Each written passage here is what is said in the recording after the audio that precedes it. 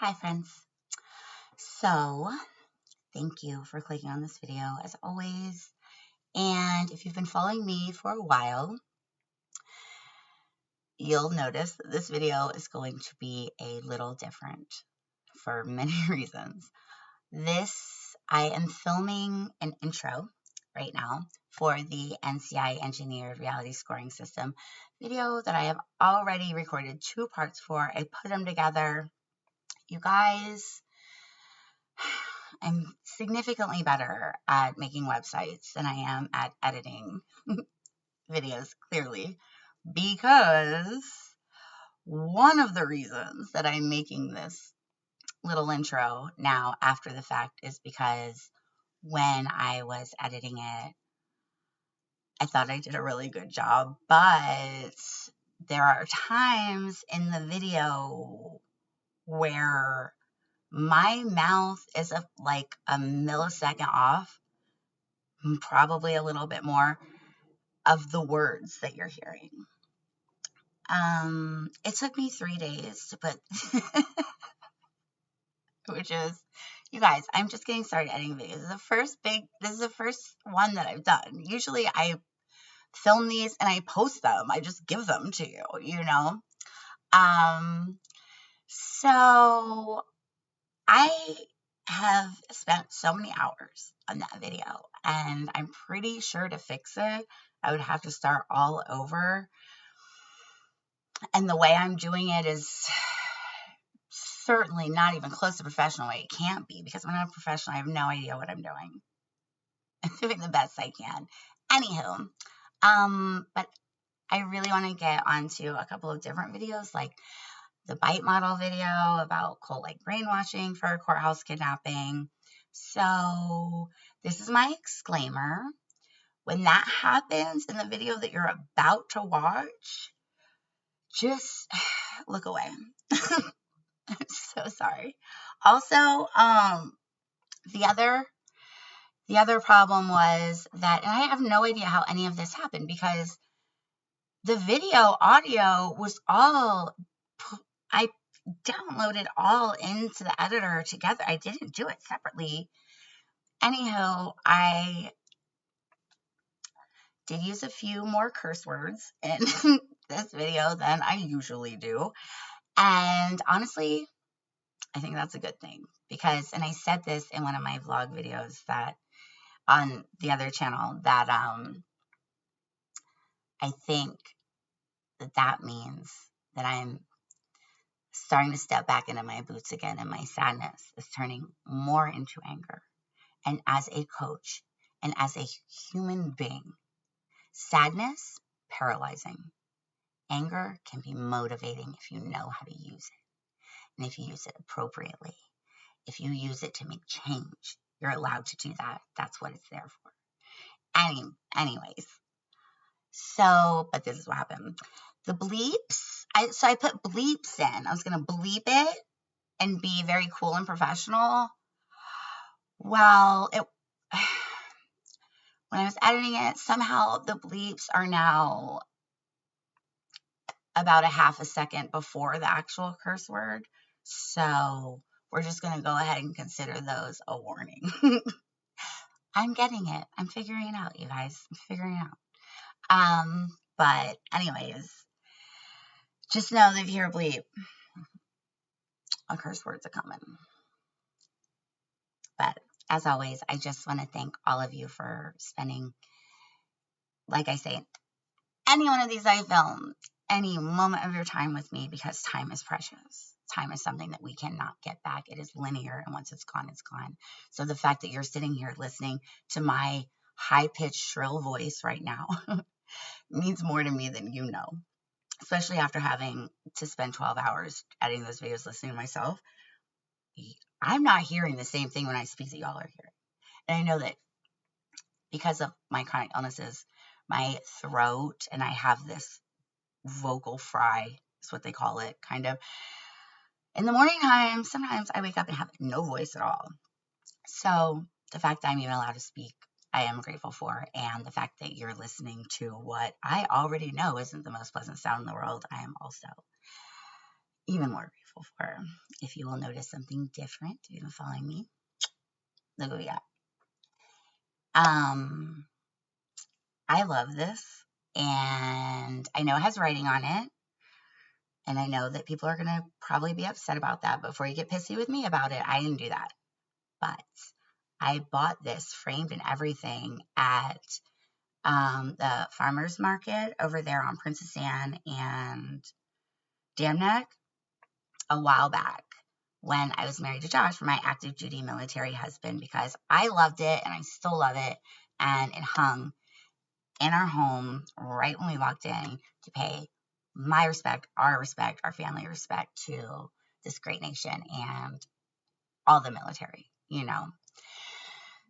the same military that went on to not speak for me when I was made homeless by a civilian lawyer. But mistakes happen, I guess, Anyways, justice delayed certainly is not justice denied, and I'll stand by that. So long as justice ultimately arrives, but justice never will if we remain quiet about it. Because the world always keeps turning. The truth is, the world will always keep turning. No matter what happens to any one of us, the world will keep turning. And everyone will move on with their lives as natural as they should. And it's up to us to not let anyone forget. We have no revisionist historians here. Okay. The other reason that, and the writing on it, like I said, don't get mad at me. I didn't do that. But it's the Pledge of Allegiance, if that helps.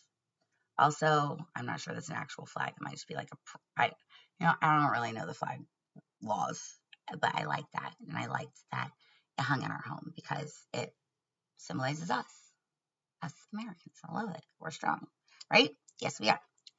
Anyways, the other reason that I wanted to make this video, in this little intro at least, is because in going through part 1 and part 2, I realized how much I used the T word, trafficking. Oh my goodness. And for legal reasons, of course, I want to let everyone know, for legal reasons, once again, that everything in this video is alleged, as all individuals are innocent until proven guilty in the court of law. And at least in criminal law, apparently, because I'm not convinced that family law is the same, as that certainly wasn't my experience. Anyways, so I talk about trafficking a lot. Disclaimer: everyone mentioned in this video, everyone mentioned in any video that you watch on the internet is innocent until proven guilty in the court of law. And when I talk about trafficking, especially in the wake of the Epstein files, I want to talk just for 2 seconds. There are different types of trafficking. Trafficking is moving humans against their will, against their the best interest of them, in detriment to them. And there are 3 main words that we think about with trafficking: force, fraud, coercion. Okay. In my situation, the force was being forced into homelessness by a 10-year annulment after being chronically ill for so long. The fraud was everywhere, between the false police reports, between the fake doctor, or this not a doctor, that was hired as a professional, and all of the ongoings in between. The coercion involves everything I just said, but also heavily Leilani Adams, because she was the one that lied to me in that last hearing and basically told me I had no choice, which was a lie. That was not true. And I know that now. Force, there's your force, there's your fraud, there's your coercion. And we will talk about the AMP model in a different video, because that needs to be adjusted. If you would like to Google that, I think everyone should. I think we all need to be informed in a way that we don't funnel the ideas of these words. You think of trafficking and you immediately think of sex trafficking now because of those files. This is different. This is not what I'm talking about. This is more like abduction and then trafficking under the veil and guise of the courts that were built to protect us. I love that I have this here.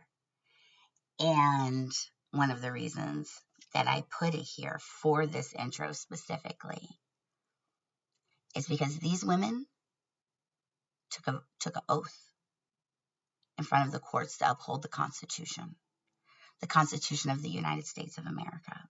And they lied. They did not.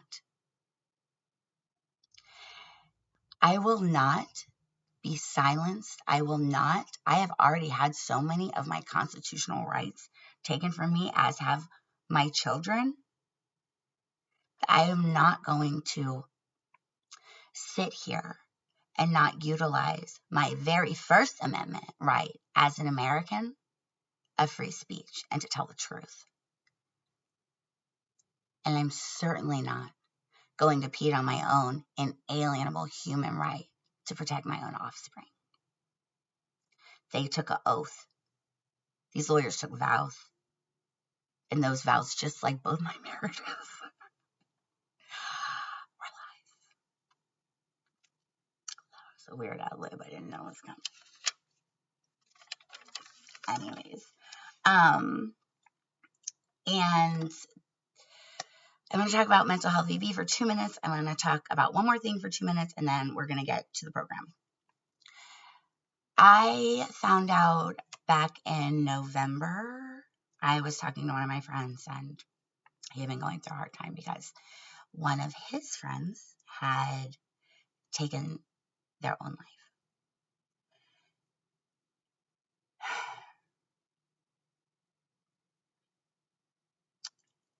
And if you've been following, if you visited the website, if you haven't, go do so. It's acourthousekidnapping.com, www.acourthousekidnapping.com. And I'll leave a link in the description, as I always do.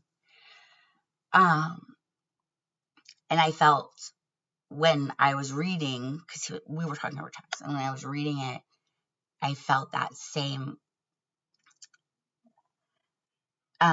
feeling in my heart that I felt when I saw that car go over the pier that we all watched. We all watched it.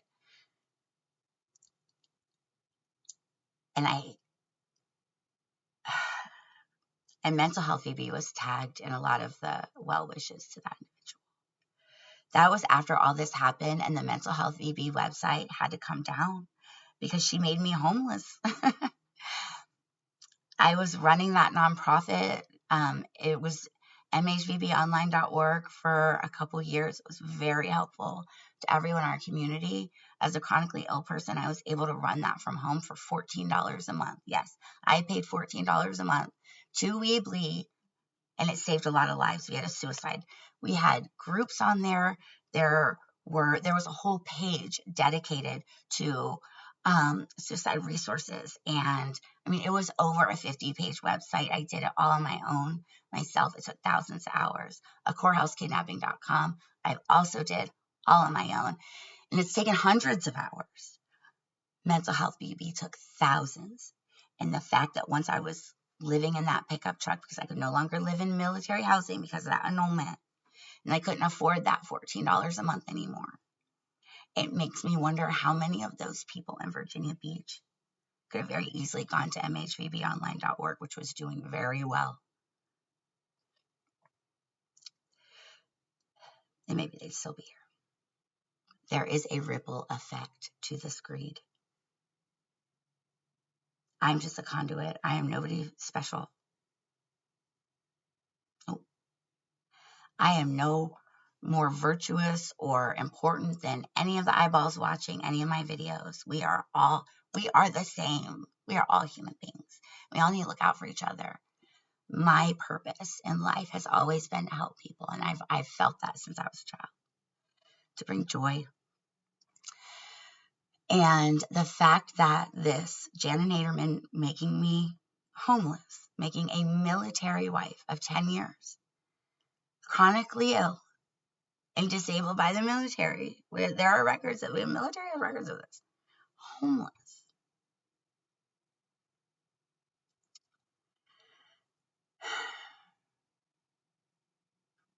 It doesn't need to be silenced. And I won't allow it to be. Mental Health VB Facebook page is still up. I have dedicated every moment of the last 3.5, almost 4 years to a courthouse-kidnapping.com to protect my own children. And there's no extra time.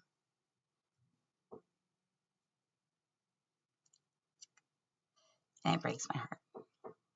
1,000%. I wonder. It just makes me wonder. It just makes me wonder if whoever broke the pier that night, or my friend's friend who decided that this life was just too hard, the past is too hard. He thought, they thought, she thought, whatever, it would be easier to just sleep. So many people understand that feeling because life is hard. And the fact that I had that website and it did so well. I mean, the analytics on that website were through the roof compared to this one. A lot of people utilized it. And it just shows that it only takes a couple greedy individuals, lawyers or not, to want to fill their own pockets, to really have the butterfly effect is a thing. It's chaos theory. In chaotic systems, it only takes a very small, tiny, tiny little diversions to create big, big consequences. And it's one of those things which we'll just never. And the other thing that I want to talk about was meeting Jana. And I realized this. I remembered this conversation months ago. But it was one of those things that when it came to my brain, I didn't understand the relevance even at the moment. And there's so much going on that it kind of just came in and out. And now I'm kind of understanding it a little bit more. Let's flash back for a minute. That annulment hearing, the first one, it was during COVID, to the point that that hearing had been scheduled a couple times before, but was canceled because everything shut down, remember? And when we talk about timing in this, in part 1 of the video that you're about to watch, COVID and the fact that Joshua was deployed and signed over power of attorney to his mother, who is responsible for a lot of this when Joshua wasn't even here. That's what we talk about in timing. So Josh was already deployed. He wasn't there at that annulment hearing. He didn't come to any of the hearings until the very, very last one when when Leilani Naderman, when Leilani Adams coerced me into signing over my children by telling me that I basically had no other option. And keep watching. We get into that a little bit here at the end of this video. So it was just her and me. And remember, I had been, and you'll find this out in the video as well, in the video you're about to watch, I had been trying to seek help from JAG, I had been calling the ombudsman of Joshua's ship, everything, anybody that I could get hold of in the military. I didn't know what to do. Josh had cut off any financial stuff other than the little bits, the little tiny little, I think he was towards the end, he was giving me $300 a month to feed 3 people, even though he was getting paid for 3 other dependents besides for himself. And he was spending a lot of that money on his girlfriend that is now raising my daughter. Convicted felon. Anyways, but that first court hearing I thought, this is crazy. I had already reached out to JAG. They didn't get back to me for a while, and then once they did, they were basically like, there's nothing we can do. And keep in mind, this was during COVID, so everyone's overwhelmed. I saw Janet Naderman in the court, and I don't remember how we identified each other because I didn't know what she looked like at that point. But somehow we did get to speak before that happened. And I approached her. Remember, I am a single mom, chronically ill, doing the best I can, coming from everything. And I approached her with a smile. I thought that a 10-year annulment, that's crazy. That doesn't even line up with anything that I Googled, which said that you can't annul anything past 2 years. So at this juncture, there was no part of me that thought that what was about to transpire could turn into what it has almost 4 years. No part of me there. I would have been like, you're crazy. That could never happen. I approached her, or she approached me. I don't remember exactly how, but somehow. But I remember when we started speaking, I said, I'm Jamie. I'm smiling, of course. I greet every person with a smile. If I haven't seen you in a while, or I don't know you, I'm going to set the tone for that conversation with a smile, because we're all in this together, and there's no reason. I'm not a nasty person. I can't do that. So, and I said, hey, and what I told her was, I'm going to ask the judge for a continuance, which at that court hearing, I did get one. There was a lady judge, and I did get a continuance. And then the next time we went, it was a male judge. So I don't know why it wasn't the same judge both times. And then for the custody stuff, that was a totally different judge. There was also a female, but I'm thinking of faces, and the first female judge was not the same as the annulment judge. Okay, that was one. Anyways, but I said, I'm going to ask for a continuance because COVID's happening. I've tried to get a hold of Jack. I don't know what to do, and I said, and I had already emailed her, which she lied to the judge, also the second judge. She lied. She probably lied in the first one too, and I'm just forgetting it, to the second judge that she hadn't gotten my emails about my name and blah, blah, whatever. Anyways. And I said, I'm going to ask for a continuance. If Josh is deployed, we're living in military housing, I'm trying to figure it out. And she goes, oh, well, I'm going to ask the judge to go ahead and just do it today. And I did not approach her. I approached her the same way I talked to all y'all in my videos. In my Jamie way, I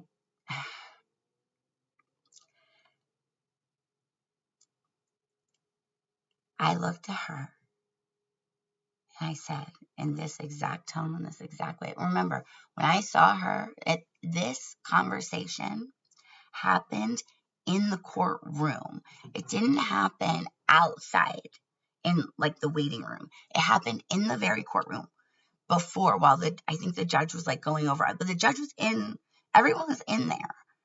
Nothing loud. It was no kind of nothing. I said, you don't seem like a very good person. And I grabbed my binder and I walked away.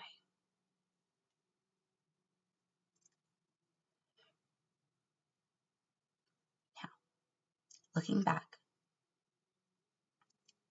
and understanding all of the holes that our judicial system and family courts has, when you say something like that to a narcissist, they say, in their mind, they say, okay, you don't think I'm a good person? Let me show you how not good of a person I can be. But you're allowed to tell somebody that you don't think they're a very good person, because once again, we have the Constitution. And that is our First Amendment right. It doesn't mean you get to buy and sell people's children, Janet Naderman.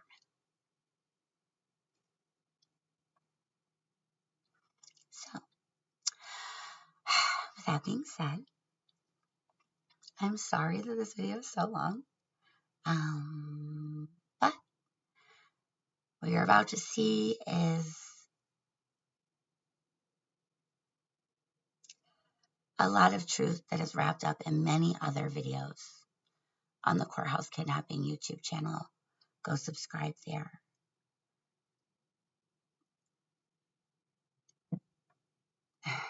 There's so much that could be said right now. I believe in my country. I believe in the people who fight for it. And I'm grateful. What happened to me is not okay. What happened to my baby is not okay.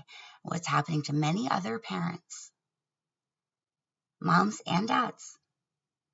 And if you listen to any of my videos about my daddy, I speak very highly of my late father. He stands behind me spiritually. Oh my goodness. And actually, literally, I mean, he's right there. He's literally behind me. That's his urn. He keeps me strong to this very day. And I'll never stop telling the truth. Not only for justice for my own children, but to make sure that this doesn't happen. This doesn't keep happening. We can't. You take children from their mother. And you are putting that mother. And I mean, I want to say this about dads too. From my heart, I can't speak for dads, obviously, because I have a uterus. But you are putting that mother in the worst peril that she could ever even imagine. And for me, it's been 4 years. And I don't mean protecting children from bad mothers, because as you'll see at the end of this video, that's also necessary. I mean the trafficking, the buying and selling of our youth here in Virginia Beach from family court attorneys who have taken an oath to uphold the Constitution of this great United States of America and protect our kids. They are wolves in sheep's clothing. If there's anything I can say that relates this to the e-files, is that we see a lot of that there too. What has happened to my children is not what is going on in the media right now with some of the most horrible things that we've ever seen. And oh my goodness, they're so difficult to accept.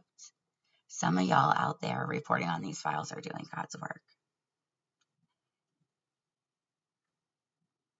Because there's a certain type of grit that you have to have in your heart.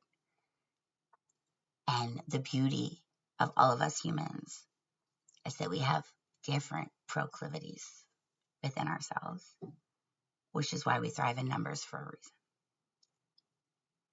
Thank you guys, as always, for watching all of my videos. Go subscribe to the vlog channel, subscribe to this channel. If you're watching this on Facebook, y'all catch everything, so just follow. You already know. Thank you, guys. I won't stop. And I was put here to protect the children born from my body. You can't take that. You can't take that. There's no amount of greed or spite or needing to line anyone's pockets. You can't take that from a real mother. Thank you for watching. Enjoy. Anyway.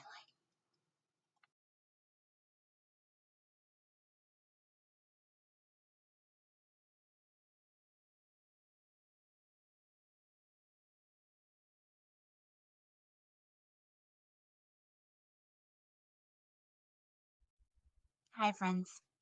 Facebook, Across Kidnapping, YouTube.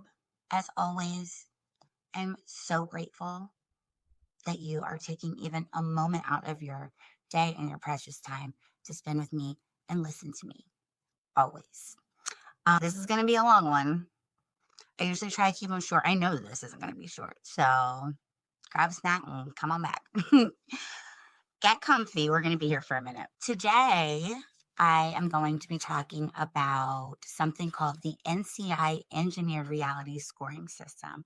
And in a minute, I'm going to let AJ Gentile from the Y Files explain to you what that is because he can do it quickly and far more eloquently than I can.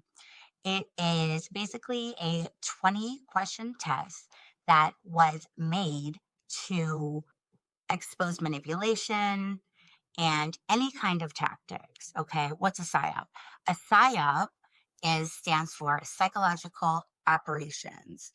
Now, this term was originally coined for military purposes. It was military tactics aimed at influencing emotion and behavior of the enemy. Nowadays, we use it a lot more colloquially in our own lives for a lot of other things.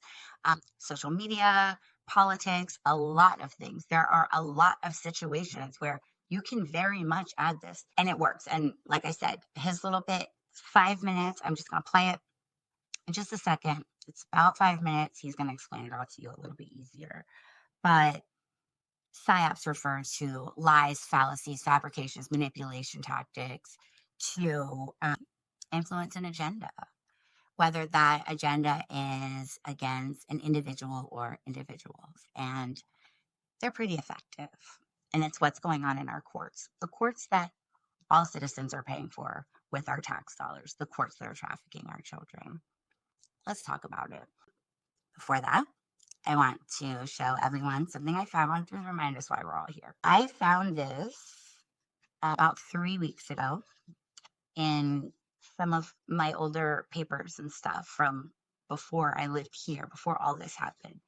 It is a card from my baby girl, from Mona, and it says, "Love you more." And yes, it's a little messed up. I found it in papers, it's years old.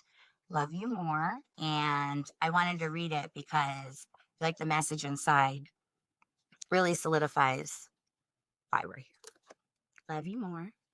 And it did have a little necklace that was attached to it. You can kind of see like where it was right here. And I just took it off because my baby got me a necklace for my birthday that is a heart. No, she got me the butterfly one. The one that was on here was the heart. And I'm trying to combine them. I want to put the things together on one. So I might have to get a new chain for them. But so the outside says, "Love you more." And the inside says, "No one else could hold the place in my life that you do. Happy Mother's Day." It's a Mother's Day card. Love, Ramona. Every time you wear this necklace, know that I'm forever grateful for your love, your guidance, and your generous heart. Yes, they did let her pick this card. They let her go through a whole bunch of cards and pick which one she wanted, which message she felt the best. And this was the one that she picked. And the message is, no one else could hold the place in my life that you do. I think that says enough for why children need both parents, which seems like common sense, but apparently nowadays it ain't.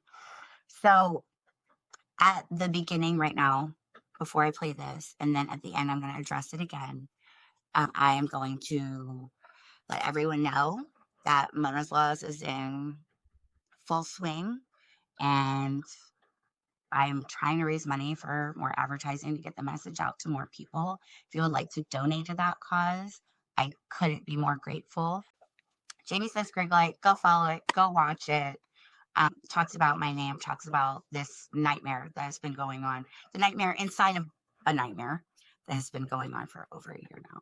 It's made life very difficult. So if you would like to donate to that cause, it's going to take a lot of money to make this campaign go. And I said it in a video before. Now I understand why presidents raise so much money when they're running for president. Because marketing costs money, lawyers cost money, things I hate asking. I was not good at asking for donations to mental health VB. That is why it failed. It wasn't because it wasn't effective. It was very effective and necessary for our community, helped a lot of people. But I started Mental Health BB to help people, not to take anyone's money. That was the whole point of Mental Health VB.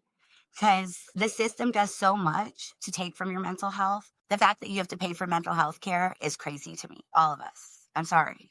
It is. It is. When you're being held down by a system, and I'm not talking about me, I'm talking about everyone in one way or another.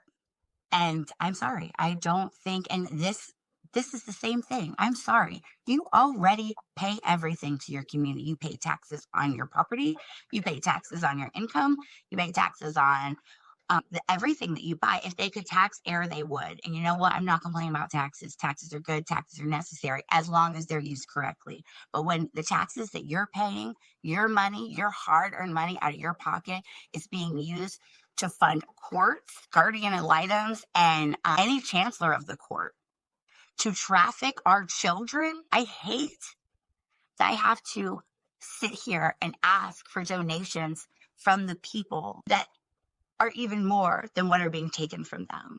But it's the only way. I'm doing the best I can. I'm only one person. And the truth is, marketing costs things. So if you would like to make a donation, $1, $5, $10, I don't care. Every little bit really does help. You can do it through Cash App, Mona's Laws, or PayPal. And that handle is a courthouse kidnapping at gmail.com. Those accounts specifically are for this movement. Now, without further ado, let's let AJ give it a go, because he's a better speaker than I am. And this is a great channel. If you guys have not checked out the Wi-Files, it's playing in my room all the time. And even now, they have a live channel that's a separate channel that is like always live. And I let it play at nighttime. I mean, it plays for 12 hours sometimes. And the reason I do that is because it's not something that is annoying or psychologically exhausting to me. And if you play the live one long enough, Oprah doesn't come up on a 10-minute ad with her podcast going, "Thank you for spending this time with me. Thank you for choosing to spend." I didn't, Oprah. You are being intrusive with your ads. Stop it. So, anyways, when I play the live show at night, because I like having noise when I sleep a little bit, I don't want to wake up to Oprah. I mean, I don't know Oprah. I don't have anything like personal against her. It's just not really my deal. This is AJ. This is Wi-Files. If you're watching this on the Cross Kidnapping YouTube channel, look in the description where I will be linking this video of his very specifically. If you're watching this on Facebook, I'll try to put it in the comments. I mean, in the description. Facebook kind of limits however many links I've noticed that you put in the comment. If you put too many, it will move you way down on the algorithm. I will post a link to this video that is, so you can watch the whole thing. It is, I mean, this channel is just amazing. I don't have enough nice things to say about the team, the channel, everything. They're great. And this video in particular that you are watching right now is very much almost an emulation of this video that we're about to listen to a little snippet of. So here we go. What is the NCI engineered reality scoring system?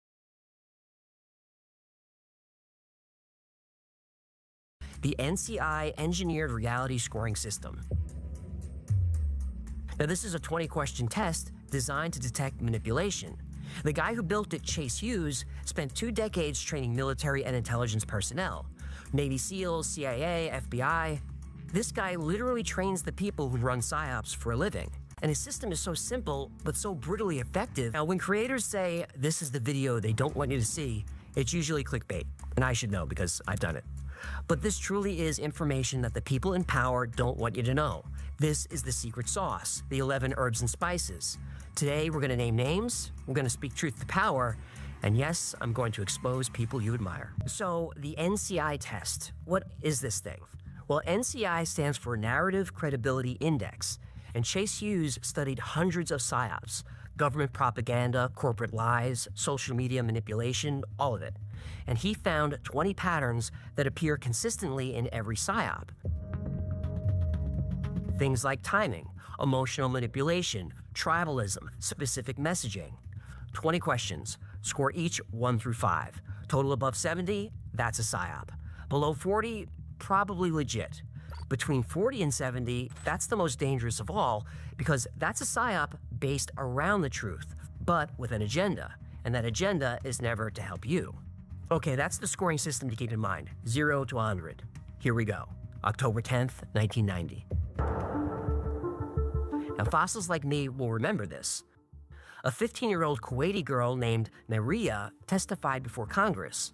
She was volunteering at a hospital when Iraqi soldiers stormed in. The second week after an invasion, I volunteered at the Al-Adan hospital with 12 other women. While I was there, I saw the Iraqi soldiers come into the hospital with guns. They took the babies out of the incubators,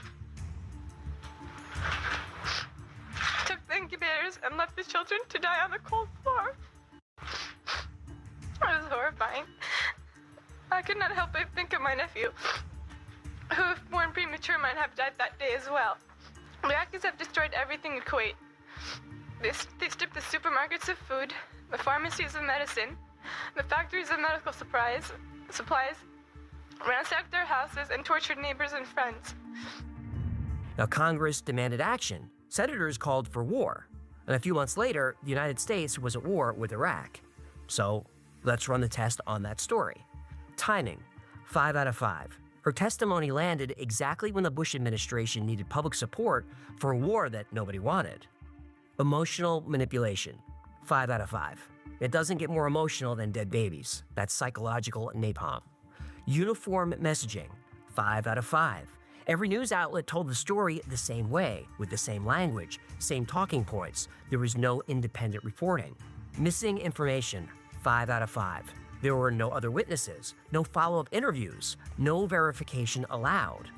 Authority pressure, 5 out of 5. This was congressional testimony, not some rumor on Usenet. Now, we could run through all 20 questions for this, but you can already see the pattern. The final score was 88 out of 100. That's an overwhelming sign of a psyop, and that's exactly what it was, though we didn't know it at the time. 10 years later, the truth came out.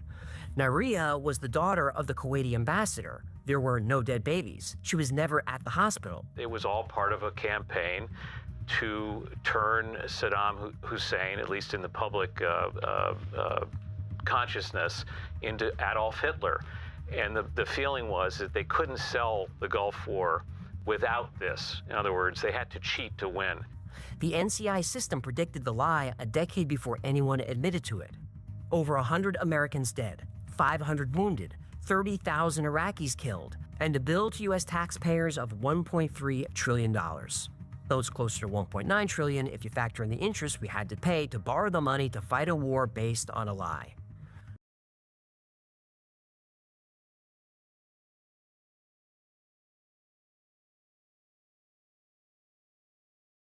And I just posted something where there is a young lady who's 18 now, and she has actually filed suit against attorneys, against CPS, a $250 million lawsuit she has filed for being separated from her mother.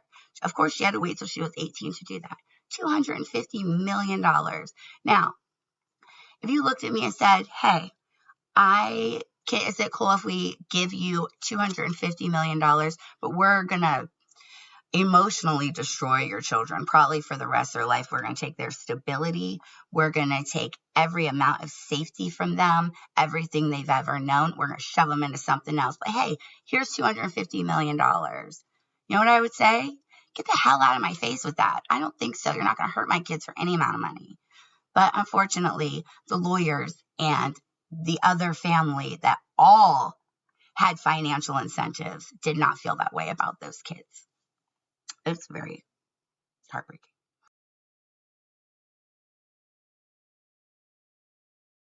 On timing, this custody assault, okay, it was an assault, was launched within a month of Jana Naderman with Toscano Law at the time. The last I heard, she worked for Tavis Fletcher. I don't know if she's switched, if she's jumped to another law firm. I have no idea. Apparently, a girl can't keep up either. But this assault, all of the lies, all of the fabrications, was launched 1 month after a 10-year annulment, just like I said. And we're going to step back. I mean, we're going to come back and talk about these things again. Like, we're going to touch on it all throughout, multiple times. When I was homeless, what man makes the only mother of his only child, destitute and homeless? Here's the thing. He didn't. His mother did. His emotionally incestuous mother, who was also had to be removed from the home that I was kicked out of because it was in military housing. They annulled the marriage. Military housing, I'm not in the military anymore. You annulled it. 10 years. 10-year military wife over a clerical error in a divorce from a marriage when I was younger that lasted 1 year. 1 year. Me and Trav never even filed taxes together. Me and Joshua filed taxes 10 years. Made entirely homeless, chronically ill, struggling to survive. Timing. 5 out of 5. They would not have been able to do what they did if I wasn't living in parking lots, literally. Literally.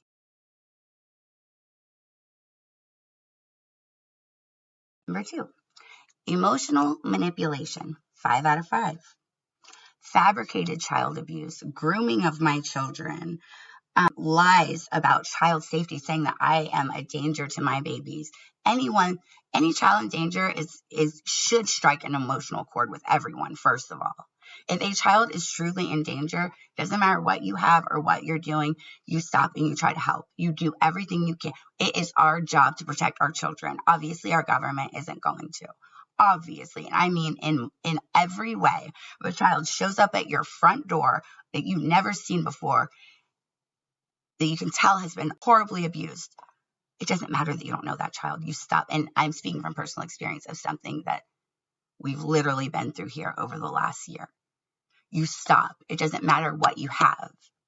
You stop and you do what you can it is our job to protect our children, and you can never change my mind about that. Just intentional traumatization of both myself and my daughter, just so you can make money. It's about money, ego, power, and spite.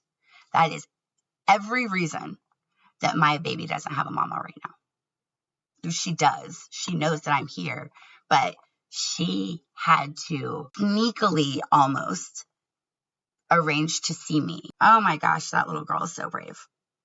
I gotta stop calling her a little girl because she's a young lady now, and she is so brave and so strong, and oh my goodness, I couldn't be more proud of her. Baby, I couldn't be more proud of you. My last convo, let's talk about emotional manipulation a little bit more, just real quick, till we move on to number 3. My last conversation that I had with Ramona before she was wiped away went like this.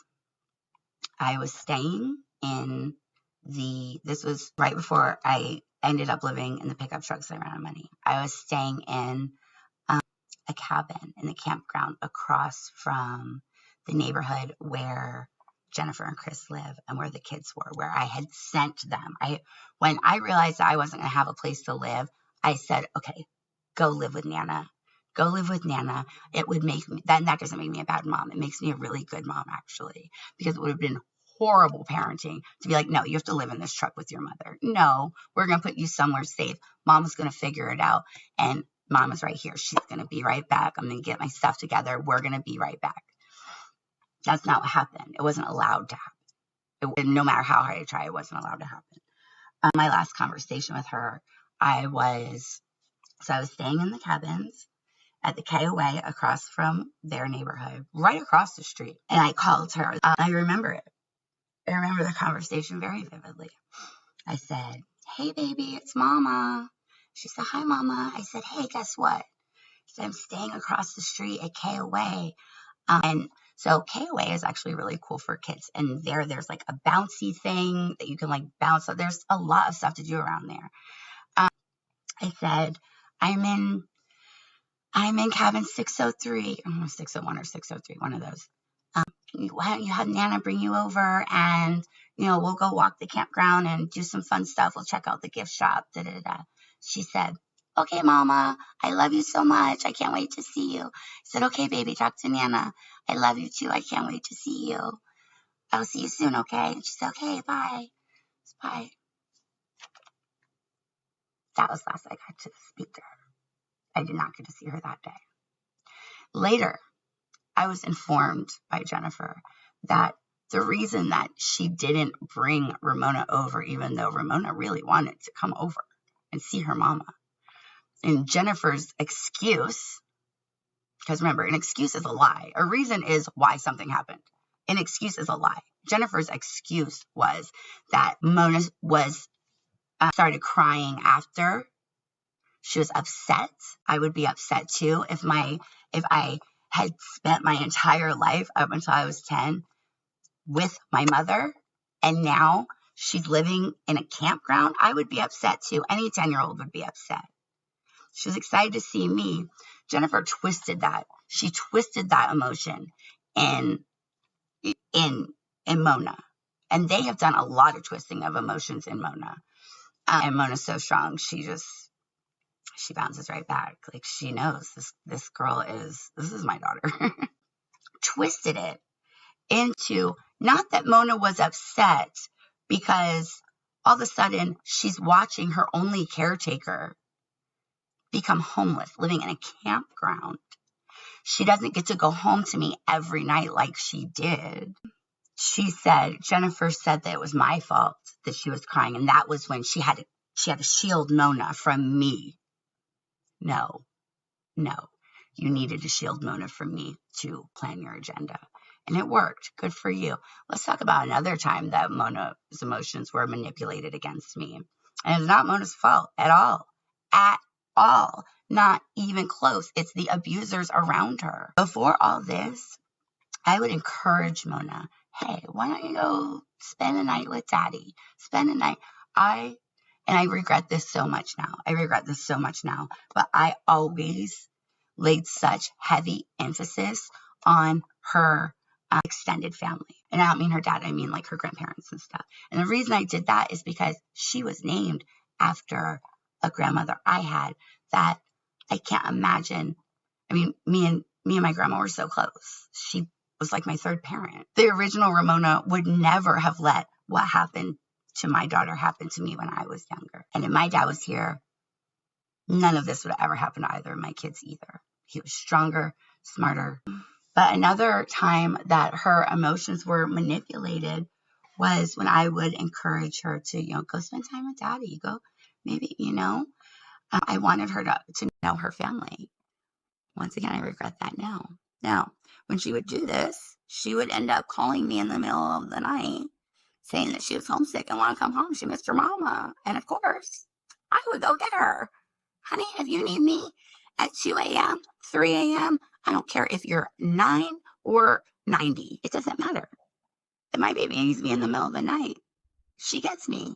If my son needs me in the middle of the night, he's going to get me. And I would go pick her up and bring her home. I'm not going to let my baby cry all night and be scared and homesick. There's no reason for that. Absolutely unnecessary. They used that against me, that she was an emotional person because apparently they thought I was. Now, keep in mind, these are people that did not spend time with me at all. They would have no way of knowing what my emotions were or how emotional I was at all. They did not spend time with me for years, and I mean years. It was all lies. It was all a part of the plan. It was a plan. And they happened to find lawyers who were ready to execute that plan for them because those lawyers were making thousands, right? Let's keep going.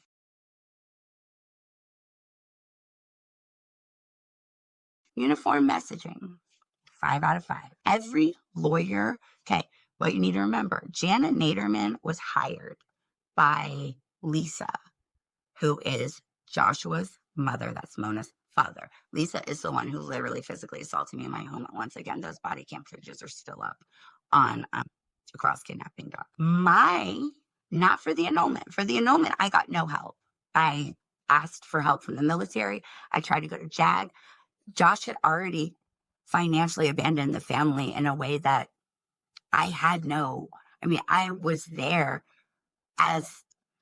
I was a stay-at-home mom. I was still also doing stuff with the community with running mental health and stuff, but I was a stay-at-home mom. And once again, he was a military person getting paid for a family of 4, which he was not taking care of at all. The only thing that we got was a couple $100s a month to feed 3 people.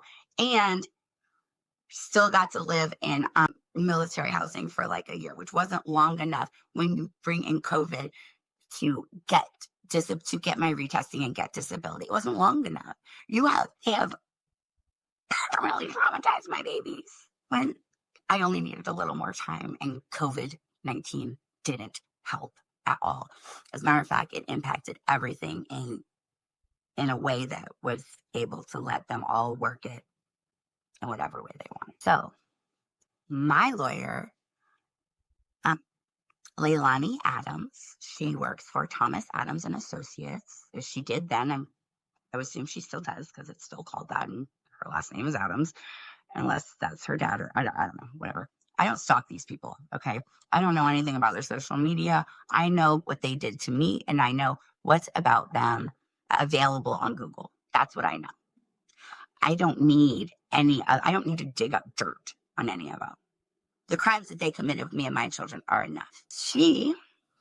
Leilani, was a court-appointed attorney, okay? So I did not pay her. She either did this job for free or whatever small monetary compensation she got was paid by your tax dollars, our tax dollars, okay? They were working together. And why wouldn't they? Why wouldn't they?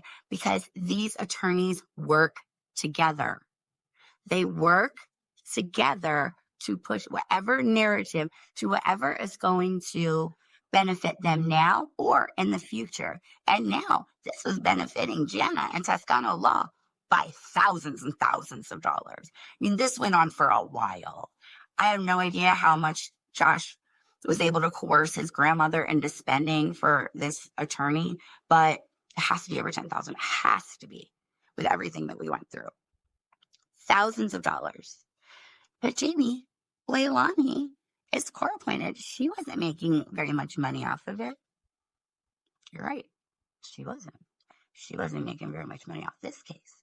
But Leilani Adams is also a paid attorney. She is not just a court-appointed attorney. You can be paid and a chancellor of the court.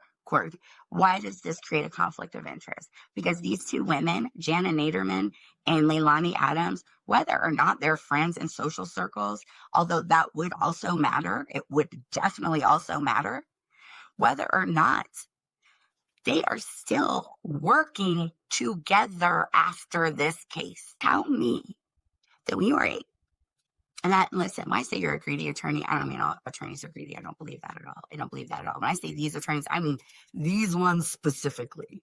Horrible people, monsters.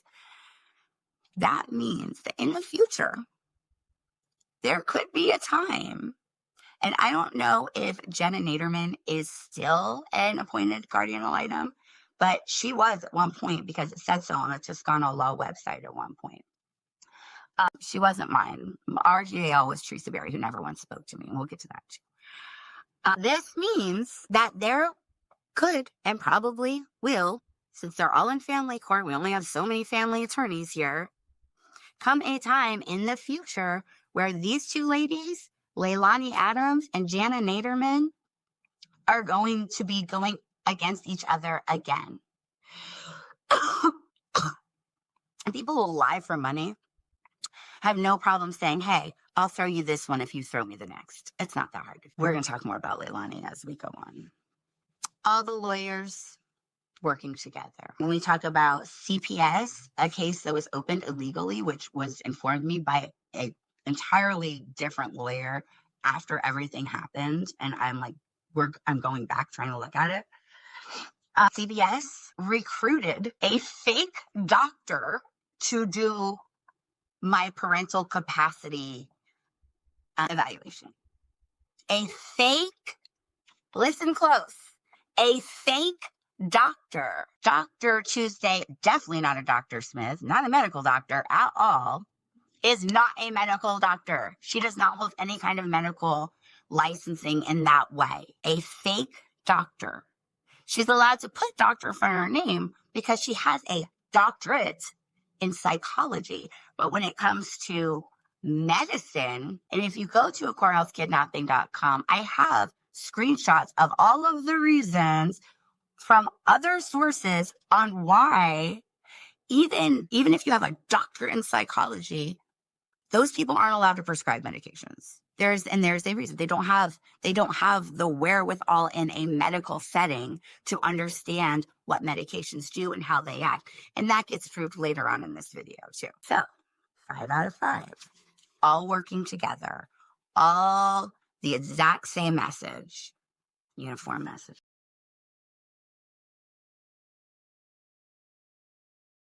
Number 4, missing info.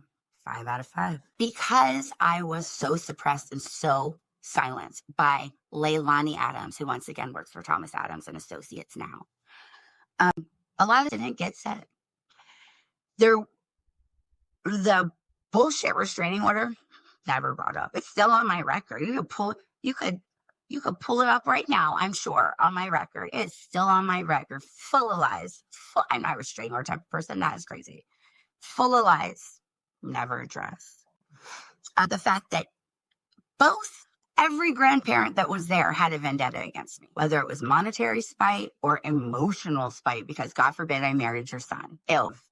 It's disgusting the way she is, which she literally calls her son, Joshua, her Greek god, and talks about how handsome and hot he is all the time. She was teaching him about, I was told multiple times when I was in that family that Josh got taught about giving oral to a female when he was 10 years old. His mama told him that. Not an appropriate message for a 10-year-old Lisa. I don't care how much you're in love with him. That's disgusting. Emotional incest in every way. In every way. And that was the reason she hated me, just because her son loved me at one point. Sick in the head. Mental illness. We'll get back to her too. Missing info. What about the fact that at the very end, that last hearing, and I still have these paperwork. I still have it. It labels my address as homeless. I certainly wasn't homeless anymore. I wasn't homeless. I had already moved into here. I had informed CPS. Everyone knew. Everyone knew I wasn't homeless.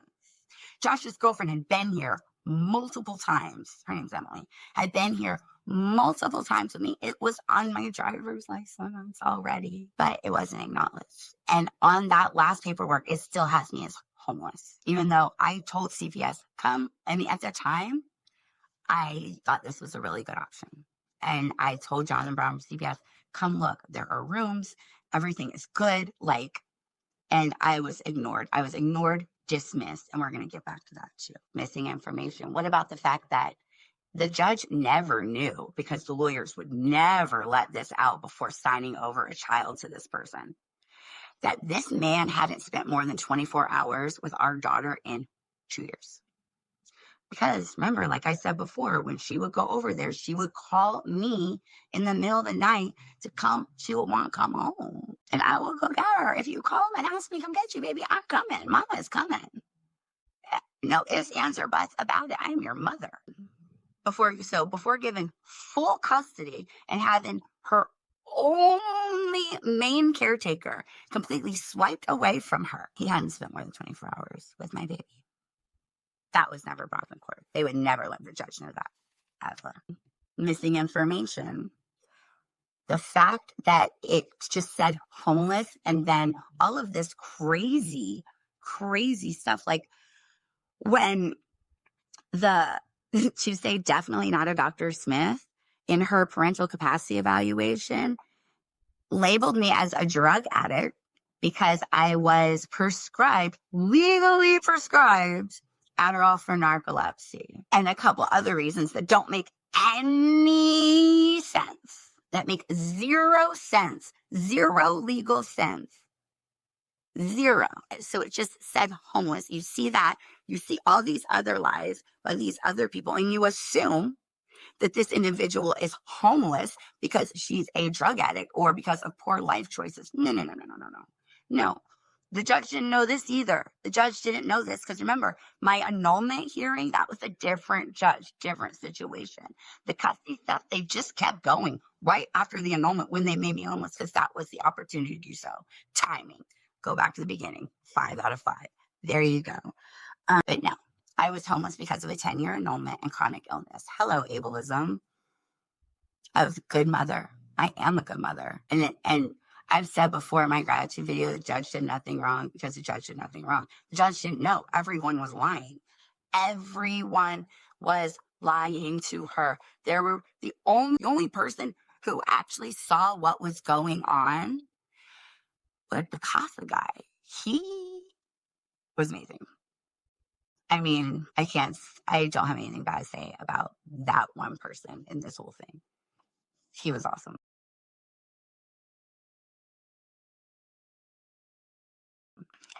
Keep going. Number 5. Simplistic narrative. 5 out of 5. They labeled this as black and white. Why would you not give custody to the father when the mother is a homeless drug addict, which is not even close to we can go back to missing context. It was never brought up that I ran a nonprofit. It was never brought up that I'm actually an addiction counselor and had been for 2 years at that point. None of that was ever brought up. Nothing, my coaching, none of my credentials, nothing that I had done for the community, nothing was brought up. I was painted as a homeless drug addict bum. So that seems like a very simple decision, doesn't it? Why would you give a child to that parent? But here's the thing. It wasn't even close to the truth. Nothing. Jenna's supposed to be, I guess she's supposed to be a divorce lawyer too, because she got the annulment. So she should know that financial abandonment is a big fucking problem and illegal.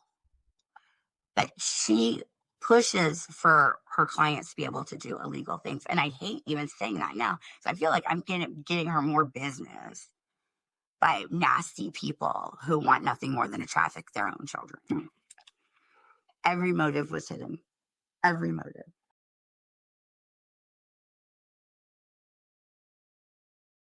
Number 6, tribal division. 5 out of 5. I told you, that was the last time I got to see my baby. And they were cut off from me. When I went to that house just to ask to use the bathroom, that was literally all that happened. Chris, I went there. I was living in my pickup truck. And I showed up at their house, not knowing that I wasn't allowed to be there because this was like, oh my God, I'll never forget this night. I can't even, it's hard to talk about it. I knocked on the door. I said, hey, can I use the bathroom? Chris answers the door. Everyone else is in their room or doing whatever. Nobody else, the kids weren't there. Jennifer wasn't there. They were all in other parts of the house. He goes, why? And I'm like, and at this point, I'm completely, I mean, it's so jarring to me.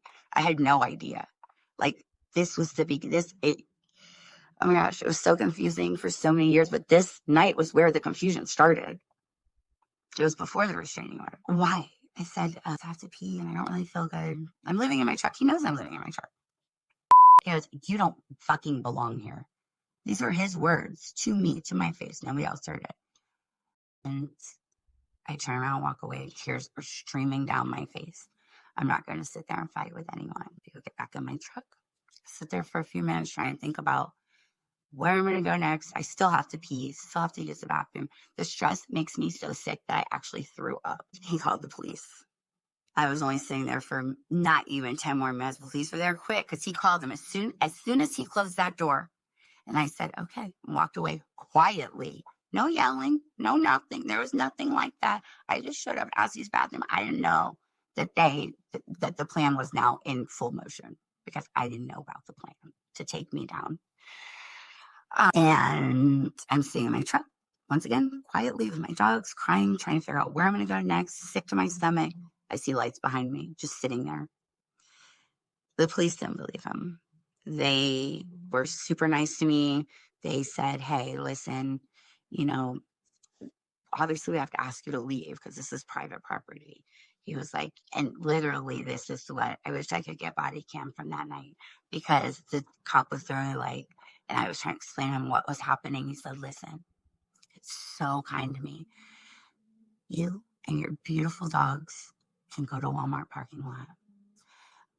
You can use the bathroom at 7-Eleven if you need to. And he was like, I have no other choice but to ask you to leave because it's private property. And I was like, I know I was leaving. It's like I wasn't harassing anyone. He goes, I know. Because Chris gave them this full spiel and the police were kind of like, I mean, I don't know exactly what he said, but I could see their faces because I was in the truck. He was talking to them outside. And I think that was where Mona's brainwashing really began, honestly. Still, to this day, like, Mona is 14. She doesn't have a car. She doesn't have control over where she's at. She is at the mercy of the people who sold and bought her. To this day, they have not let me spend enough time with, well, Deacon still won't talk to me. He still will not talk to me. To be fair, Deacon's been brainwashed a lot longer than Mona was because he had a different relationship with Jennifer and Chris than Mona did, and really than I did. He had a different relationship with them since the get-go, and that has to do with situational stuff. And if you want to know more about that, go watch the video on, I don't know which YouTube channel it's on. I don't know if it's on Courthouse Kidnapping channel or my little vlog, Always the One Smiling channel. But it's a video called Learn From My Mistakes. And it's me apologizing to my son. Because the situation when he was born, I wish I would have just downsized instead of letting them care for him when I had to go to work, honestly. I should have just moved in with my dad or something. Like, I shouldn't have been back behind the bar 10 days after that little boy was born. He should have gotten to spend more time with his mom. And that's something that is going to hurt me for a long time. And him. And it's my fault. There's no excuse. Yeah, I thought I was doing the right thing, but I wasn't. My baby needed me. He didn't need them. He needed me. And here we are, you know. That bonding time is crucial. And Mona got every moment of it with me because, like I said, I was diagnosed with fibromyalgia right after she was born. So I didn't go back to work. She was with me every moment. My little sidekick for 10 years, pretty much, because I worked from home after that. So still to this day, my baby, we talk about tribal division, my babies have been in an echo chamber of hate without any way to get to me in a way that is safe for them, especially Mona, where she's not going to be judged or punished for just wanting to see her mama, because covertly they will. They'll say, they used to do it to me. They say nasty things under their breath. One time me and Josh, Mona's baby, were at his mother's house. Oh my goodness, so much. I'm gonna have stories from that house to tell for the rest of my life because I didn't forget.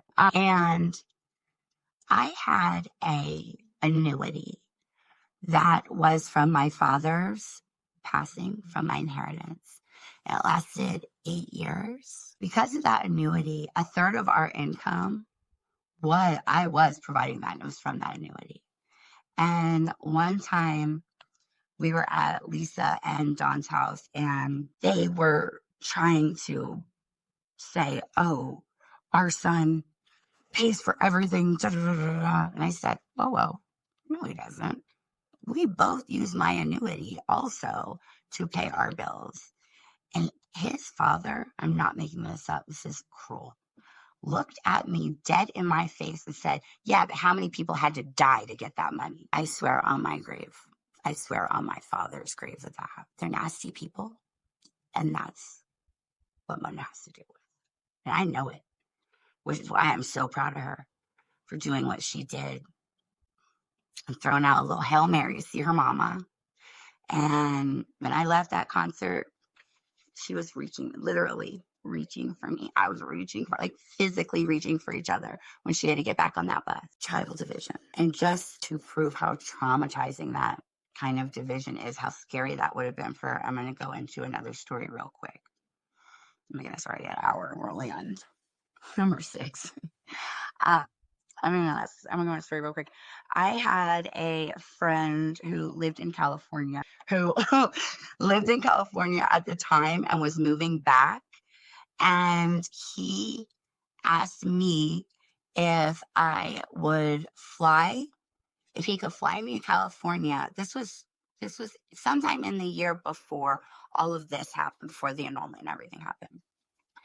If I would fly to California and drive back with him with his stuff, we wouldn't have to do it alone. And at first I was like, sure, why not? This conversation took place at my home, at our home, in my office. Mona was there that night. Mona knocks and comes in because you know how kids are. They want to be part of it. And she's so funny. Kids are so funny. So she knocks. Come in, baby. I tell her, I was like, hey, guess what? Mommy might go to California for a couple of days and ride back with, I'm not going to say his name, it's not important, so that he can move back here. Immediate tears from this child's eyes. Immediate tears. She was inconsolable, thinking that I was like, baby, mama's only been gone like 4 or 5 days, maybe. Like I was gonna fly there, and we were literally gonna leave, right? Because I don't want to be gone from my kids too long. And she was like, I don't want you to go. Like she was 9. I was ripped away from her when she was 10. That was less than a year.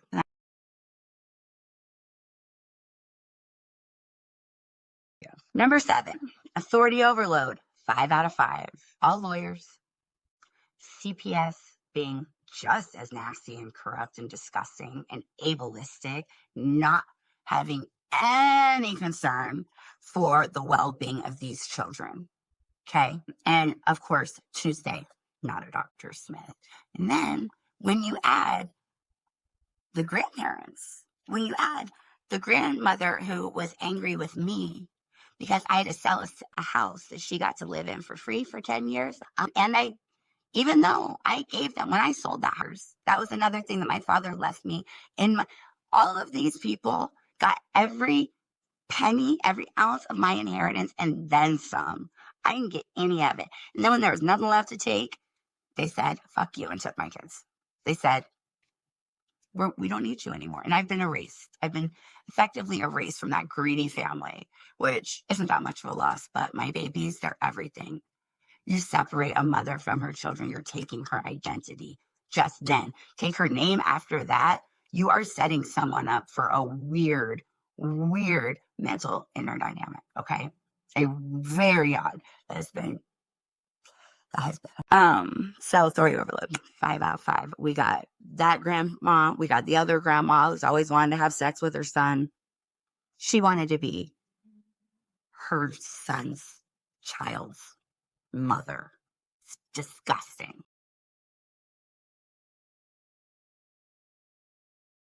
Number 8, urgency or call to action, 4 out of 5. Because I'm thinking about the fabricated restraining order here.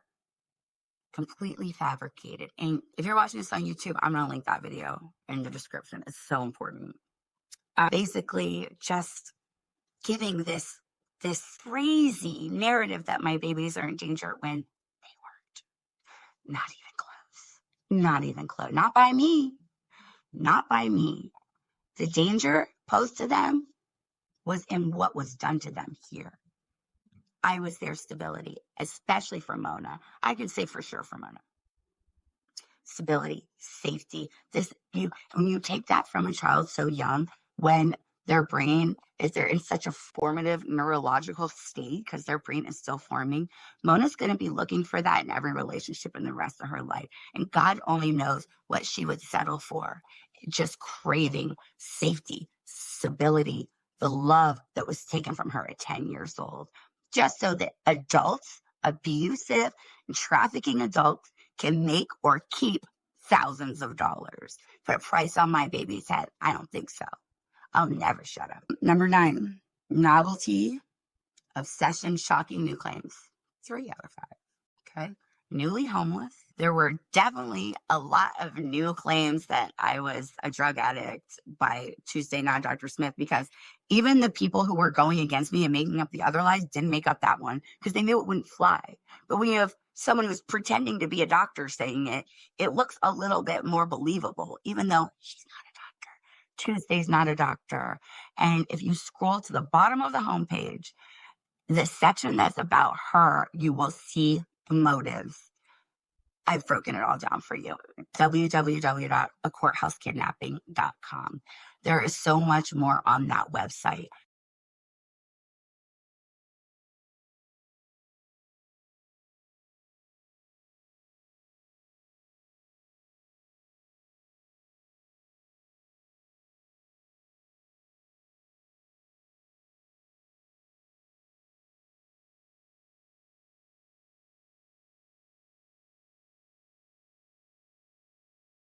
Hi, friends, and welcome to part 2 of the NCI Engineer Reality Scoring System video that I am doing for a courthouse kidnapping. I only got to number 10 in the last one before my computer abruptly shut off. But no worries, got a new hard drive. We're good. We should be good. A couple things. First of all, as always, I want to express my gratitude to every single one of you during these times. So hard, so rough, and you guys have made it a little easier. And I appreciate you so much. No idea. You matter. If you would like to make a donation to the Mona's Laws movement for right now, you can through Cash App under it's just Mona's Laws or PayPal, and the handle is the courthousekidnapping@gmail.com. You can also send any emails there. So I want to say something. I haven't heard this from anyone, but I know everyone's thinking it because I'm also thinking it. If you think that it's entirely ridiculous and crazy that I am sitting up here, and if you look at my other videos, I'm bringing a lot of my past experiences into those as well, and that's going to keep happening. And listen, I don't like it either. If you think it's crazy that I have to share all of this stuff that happened in so far in yesterday, that should be kept in the family stuff should not be spoken about publicly, well, join the club. I'm the president. I agree with you. But I am a mother. I am a mother who hasn't gotten to spend a decent amount of time with my children in 4 years, almost 4 years, over lies, fabrications, and this cult-like thinking of a family, okay? And when you have that kind of cult-like cabal of a family that meets a racket in the courtroom, if you don't know what a racket is, it's basically just multiple business entities committing crimes to make money. That's the easiest way to explain it, working together. When a cult meets a racket, trafficking happens. And it is what it is. And I had no idea that there could be so many blind spots in our courts and so many dishonest, greedy, trafficking, child abusing opportunists ready to sell your child at the highest bidder in 2 seconds. It doesn't matter where that child is going. I didn't know. I had faith in our courts, like many people do, and like we should, like we should be able to. Unfortunately, we are not able to because it is not the reality. And every child is at risk. Every child is at risk. It doesn't, you trust me, there is no way that I thought. If you had asked me 5 years ago, there's no way I would have been like, what are you smoking on? That is crazy. But here we are. I don't like it. It's uncomfortable for me. I don't like these videos at all. I actually prefer the more fun ones, obviously. This is scary and stressful and feels like it should be unnecessary. But you know what? When your child has been abducted, there is no sane parent on the planet that is going to call off an Amber Alert to protect their abductor's privacy. That's bad parenting. And as scary as this is, when you're a parent, sometimes you have to do things you don't want to do. And sometimes in life, when something needs to be done and you're afraid, you just have to do it afraid. It is what it is. There are certain things that you can't let die. You know what I mean? Like, if it's still happening, I almost feel like, not almost, I 100% feel like this is my civil duty at this point to expose what's going on in our courts, because crazy families happen. We've all seen it. If you don't live in one, you're very lucky.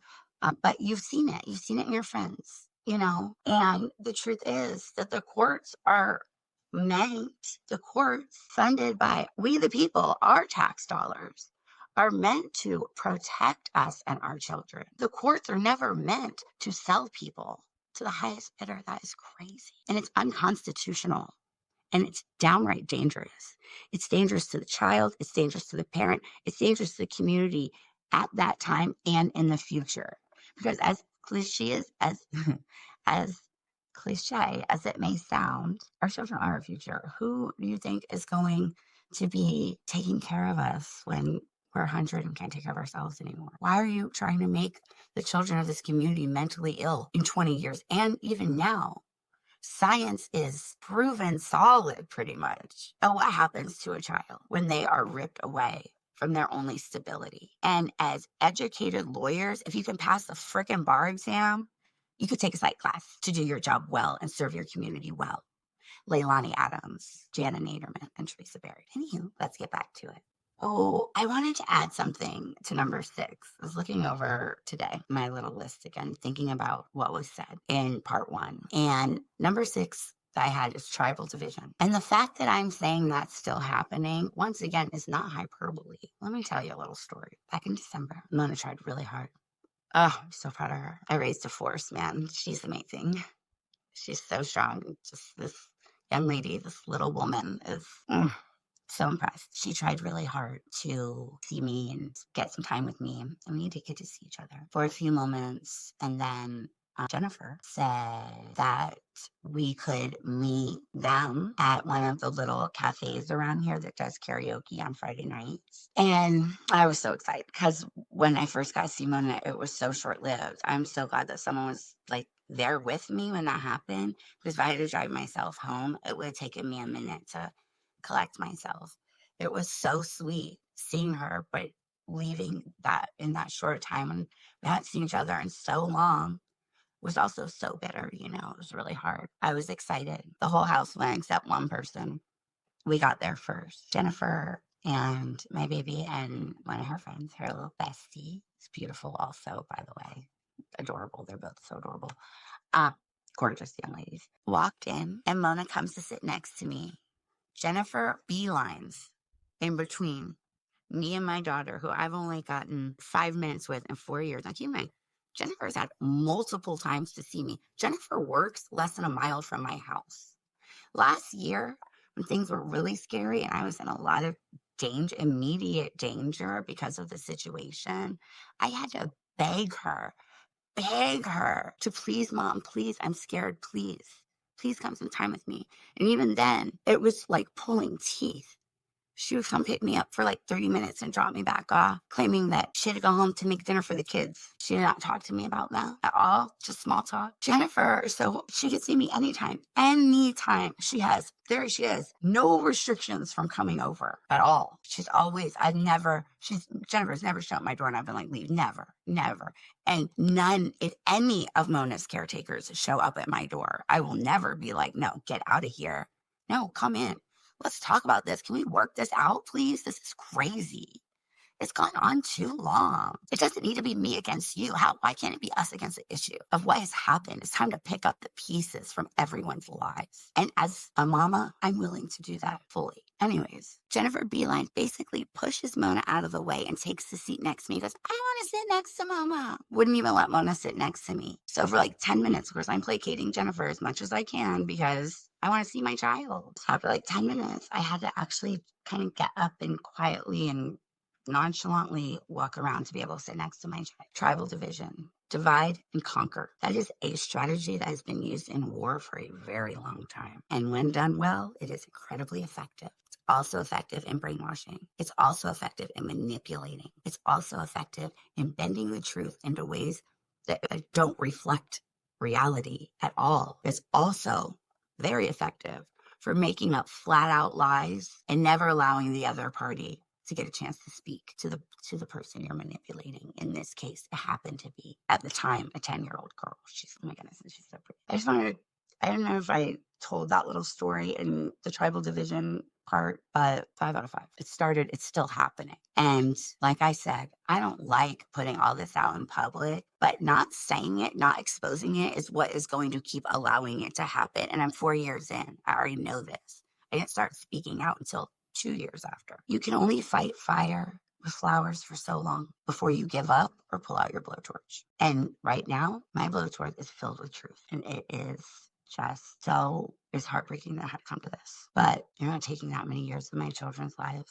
That will induce so much guilt in them later on. They deserve the opportunity to know the truth, not just what their abusers have been telling them. Let's keep going. It is manipulation. It is gaslighting. It is nothing but fallacies. And it is all over court documents, which is mind-blowing. We don't pay taxes to traffic our own children.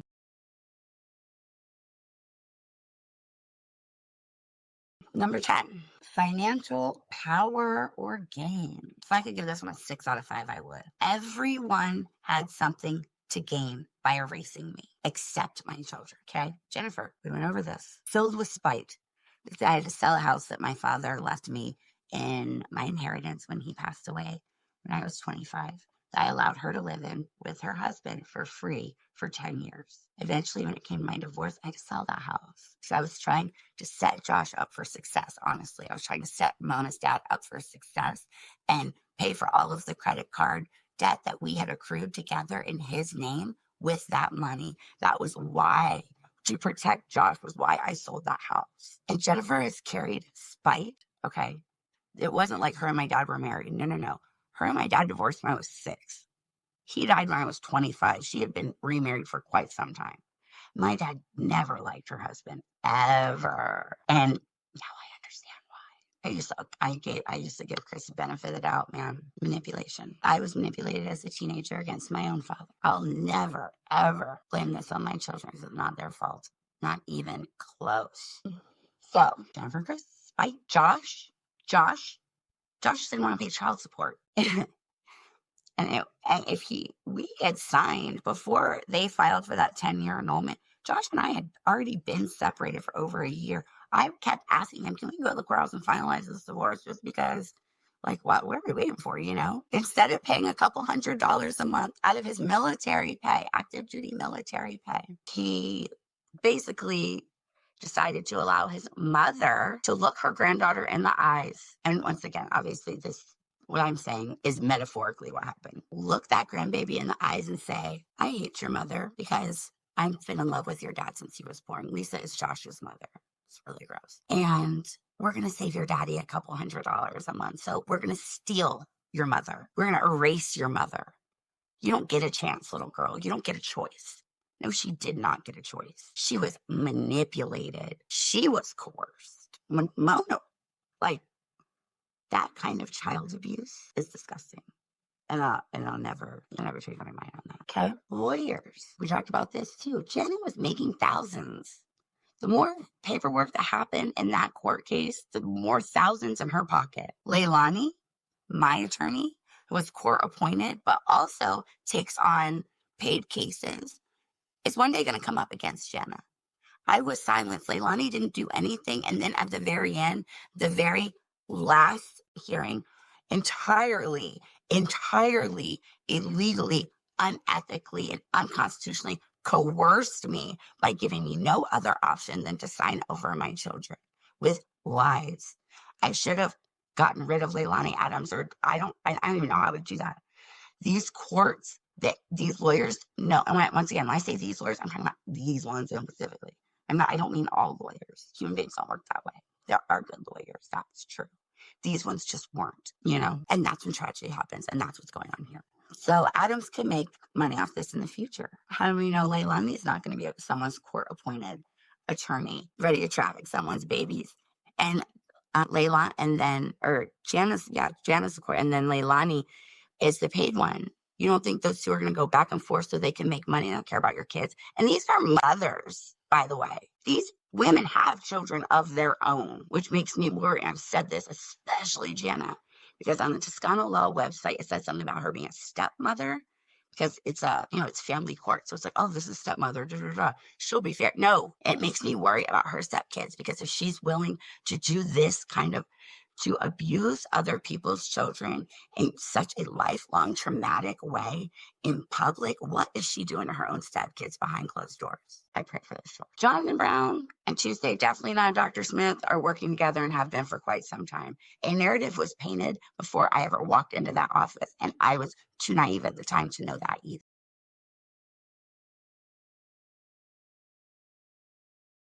Expression of dissent, 5 out of 5. Leilani Adams. The truth was there. If you had done any lawyering, any even the slightest, if you had even just mentally shown up, this could have gone entirely different. Tell me why in the last hearing, I'm speaking to my public attorney, who I haven't been able to get a hold of hardly this whole case.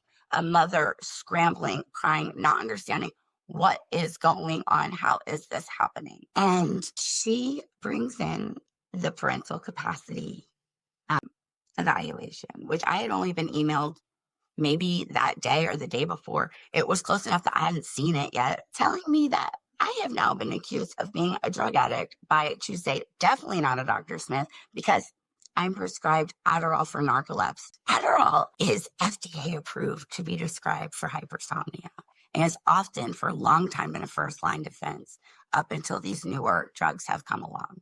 Vyvanse, I'm looking at Vyvanse and Provigil are the other two. Tuesday is not a doctor. Maybe she really didn't know that, but I find that hard to believe because there were a lot of other things, like such as how she wrote. So I have fibromyalgia. I got diagnosed right after Mona was born. And a few other conditions have accrued since then. Narcolepsy, hypersomnia, right now. It's a couple things that I deal with that I'm probably always going to deal with. And I've adapted. It took a while, but I've adapted. When I was first diagnosed with fibro, I was put into pain management for 2 years. And pain management had me on such heavy opioid narcotics. Now, fibromyalgia is no longer treated with opioids, but we're talking about 14 years ago. And right at the heat of the opioid epidemic, that I had to choose to leave pain management and figure out a different way. By the time I left pain management after that 2 years, I had been in and out of the hospital. I was on 8 different prescription medications. Some were pain meds, some were more medications to combat the side effects from the pain meds. I weighed over 200 pounds. Not kidding. All true. If I had stayed in pain management, my babies would have been visiting me in a morgue or a graveyard. Those medications, those strong opioids are not meant to be taken long term, and your body, they'll kill you. It doesn't matter if you're getting them on the street or at your doctor. It's poison. Your brain adapts to where you need more and more, and your doctor will just keep upping it. And that's what happened. A couple of years after I left pain management, because I was like, this isn't working. I'm in more pain. I'm more uncomfortable. I'm not sitting, like, it was horrible. In that first year, I went right back down to my normal size that I've always been. The first year out after because I came off all those medicines that were killing me to treat something that isn't going to kill me. It's just going to make my life pain in the ass until something else kills me. It took my life. Pain management took my life more than fibromyalgia did at that time, for sure. Let's get back to this. I told Tuesday, not a Dr. Smith, this exactly what I just told you. Exactly what I just told you, because it's the truth. This crazy quack, crazy trafficking, not a doctor lady, put in my parental capacity evaluation. You know how she described what I just described to you? Patient has admitted to previous narcotic use. That was it. That is the most gaslighty out of 5. So Leilani has this in hand. Okay, this parental capacity agreement, which I hadn't seen. I hadn't gotten a chance to go over it. She didn't go over it with me. It emailed to me, but in a time that was so close to our court date that I hadn't seen it yet. And says, well, this says that you, and she contradicts herself too, because she's like, patient needs medication. No, you're yelling at me for you're chastising me. And she says, well, I said, I looked at her and I said, ma'am, I'm not a drug addict, nor have I ever been. This is brand new information over this, it started in March, ended in October. So over this 6-7 months array, this is the first time any of you traffickers in this racket you brought in Tuesday, not Dr. Smith, to prove your point and make your racket as lucrative as possible. I said, take my blood. Take my urine, take my hair, take my nails. I don't care. I'll give you anything. Let science speak for a second. And she said, you know what? It won't matter, because she says here that you are prescribed medication, but it just says that you're prescribed behavioral medication for a physical. But the way she worded it, which is true, I was.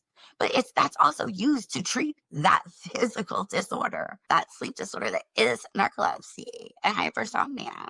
I can't do anything if my body won't wake up. That is neurological. It is not psychological. I cannot will it away. These lawyers are smart enough to know this. They knew what they were doing. She said it won't matter. She said the best thing that you can do is just sign them over, or this is just going to keep going and it's only going to get worse. That was her words to me, my own lawyer. And it was a lie too. It was a lie. She could have done a little lawyering. You could have pretended you went to law school. You know, I mean, I know you had to actually have, I'm assuming if you're a lawyer, you had to pass the bar, but you don't act like it, not in court, not for people who aren't giving, who cares about the kids, right? Hurt the kids if you're not getting money. You're disgusting, Leilani. Tuesday, not a Dr. Smith, disgusting. My baby suffered 4 years now, almost 4 years because of this, because of your lies, your litigation trafficking, and your racket. 5 out of 5. Number 12. No alternative offer. 5 out of 5. We just went over that the last 5 minutes.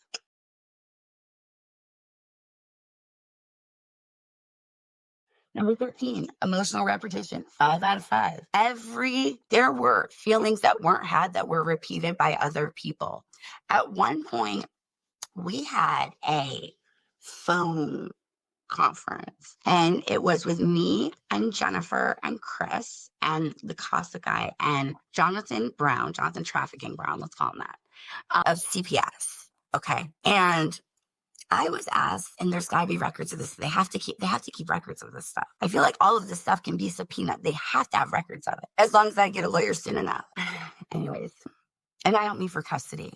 I mean for lawsuits. On that, it had to be recorded. On that phone conversation, he said, Jamie, what are you most proud of yourself over the last couple months? What strides have you made? And I said, honestly, I'm really proud of surviving the familial betrayal and abandonment that I dealt in the wake of all of the lies being told about me and being made homeless over a 10-year annulment. And you know what he said? He goes, you can't say that. That's not what we're talking about. Well, do you want me to answer honestly, or do you want me to make something up like you guys do? No, I'm not going to do that. I'm not in the business of lying. You are.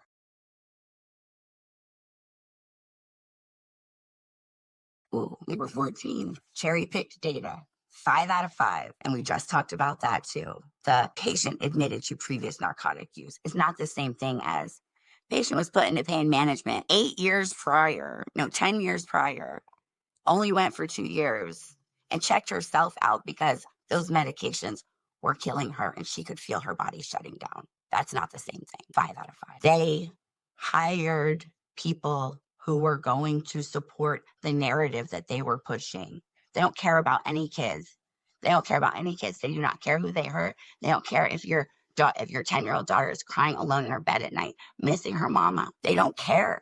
They don't care if they destroy a good parent's mental health so much. I am so grateful for my education, because without my previous education in coaching and psych and mental illness and mental health and neurology, I don't know how I would have survived the stress and pressure that they put me under. When you rip someone's children away from them, their main caretaker, their whole life, especially Mona, her whole life, she's me every day. And you take a mother's child, you take a part of her identity. Me and my soul and my body is only a third of my existence. I got 2/3 out there that I can't even, and that weighs on you and it does things to you.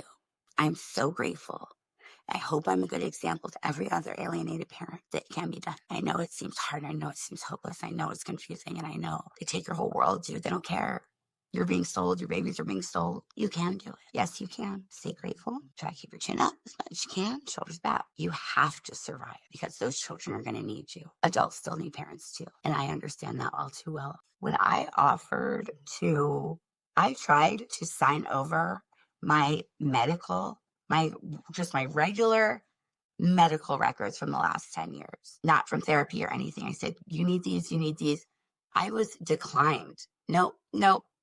Even though in those court documents, it is alleged that I make up medical diagnoses, all that have been documented on my medical records, but they wouldn't look at them. Jonathan Brown refused to look at them. The lawyers refused. They would not take them. It was nothing. There was nothing I could do, because they weren't going by the law.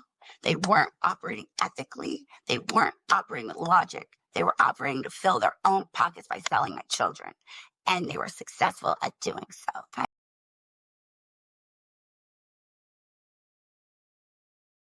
15 logical fallacies. Oh, well, we would be here all day if I sat here and explained just 5. A logical fallacy. Okay, let me explain what a logical fallacy. A logical fallacy is usually a sweeping misconception that is arrived at by gaslighting, false promises and faulty thinking. And it's so interesting study. I recommend everyone do it. And one day I'm going to do a video, maybe I'll do a segment just on logical fallacies, and we'll break down a couple each day on the Contextually Human Coaching platform.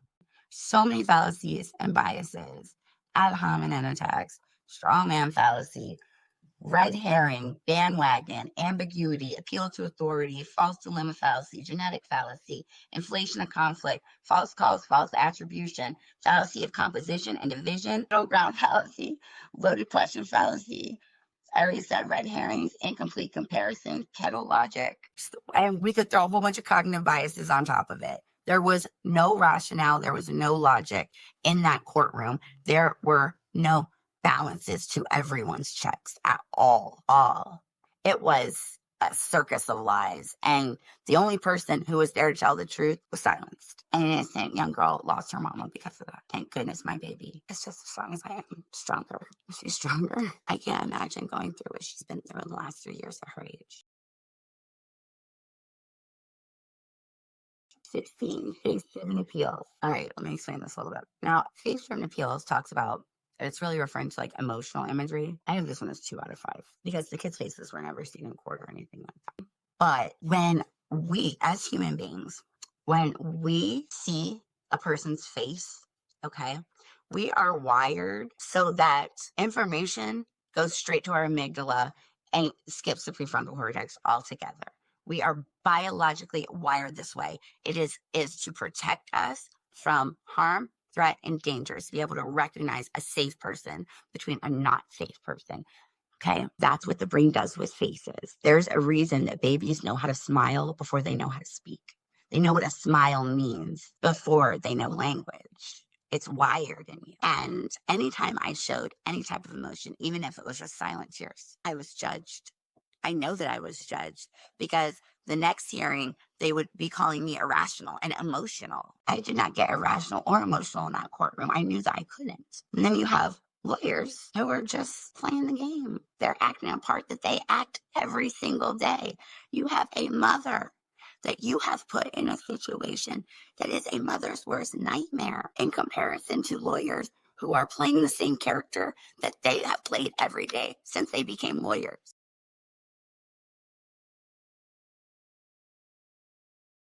Two out of 5. Manufactured outrage, 3 out of 5. I told this story in part 1. It was the last conversation I had with Mona. That conversation and Mona's emotions about it are so twisted and skewed and manipulated to everyone else that it's understandable that it would make me look bad. It's the truth. And I tell you the truth in part 1. So once again, go back and look at that. The whole thing with these families, okay? It was all very DARVO. It was, if you don't know what DARVO stands for, it's a psych acronym. Deny, accuse, and reverse victim and offender. DARVO. That's exactly what happened. Anytime I tried to tell the truth or tell my side, it was denied. And then I was accused of doing something wrong when I'm just trying to protect my babies, as every good mother should. Right?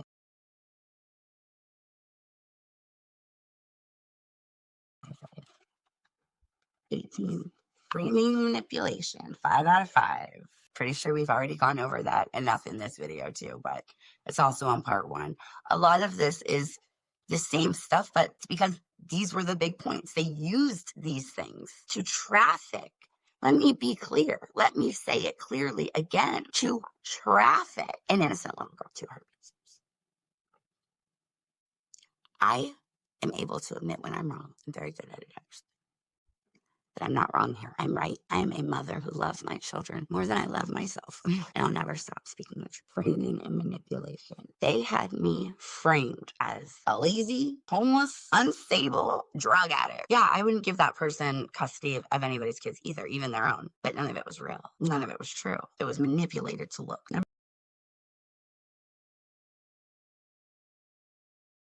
Rapid behavior shifts, 5 out of 5. I was living in parking lots for the first time my whole life over an annulment. Not, once again, not because any kind of drug thing or poor life choices. No.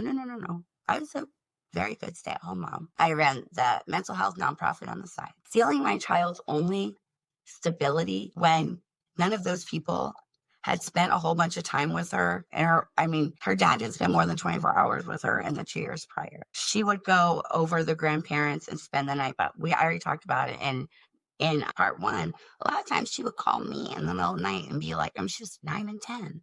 And you have to think, when Josh moved out, my baby is so strong. She was 7, about to turn 8. And he told her on Thursday he was leaving, dipped on Friday, and never looked back, never came back to that house. Didn't care. Went out and partied for a couple of years with his girlfriend. And when he got sent money, he couldn't, it happened right in front of me. When I was in the RV, it was so interesting. She just emailed him up. Oh, and she was sleeping with someone else at the time, and Josh knew it. Whatever. That was crazy, crazy people. But yeah, she's emailed him up. I need $300. He sent it to her. You're a girlfriend for drugs, but you can send money to feed the kids, the dependents, and the wife that you are getting that money for.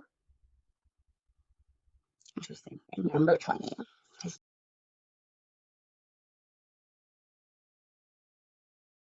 Historical parallels, 3 out of 5. Let me talk about this a little bit. Everyone says that Virginia is a mother state and that mothers can't lose custody. You could be a worse mother. You could not lose custody. In some cases, is that true? Probably. Is the father a bigger deadbeat than her? Probably. That's not the case anymore. Okay. And part of it is because we are allowing our children to be sold. We're allowing these custody attorneys to charge these outrageous prices where your baby is going to go to the highest bidder. Money talks, honey. Nobody cares about your kids. You do. You care about your kids. The people, and obviously I care about your kids. Your neighbors care about your, nobody cares was a bad thing to say. The people in the courts do not care about your kids. I do want to feel like the judge in my case did, though. And I've stood up for her a couple of times because I have to be objective. I can't sit here and be like, oh, it's all on the judge. No, because the judge wasn't. The judge was cool. The judge was the only person to let me speak. The judge was also being manipulated in a courtroom by attorneys that she's supposed to legally be allowed to trust to tell the truth in the best interest of the child. Not just one, not just 2, 3. That judge would have no way. She has other cases. This was so well planned out and manipulated. There would just be no way for that judge to have known. And keep in mind, the judge never ruled on anything. I was coerced into signing over, and I didn't even understand what I was signing. If I had known, it would mean that I was going to be erased and not allowed to contact my babies ever again because their abusers don't want to talk to me. That's not what she said to me. That is not what Leilani said to me. Leilani said to me, if you sign this, they go to Josh and the grandparents get out of it. You'll only be dealing with him then, and you won't be dealing with the grandparents. That was her coercion, but that's not what happened. Because I was signing over custody to Josh, because she made it seem like I had no other option. I was never seen her crying like, I didn't know what to do. So scary, so traumatic. Under extreme psychological duress, I was heavily coerced and lied to and manipulated by Leilani Adams in Virginia Beach, Virginia. It's not like that anymore. But I want to talk about the other side too. I want to talk about why a judge would even believe that a mother would do this, because I've seen some horrible moms in the last 4 years since being out in the world do horrible things, and some of y'all aren't acting right.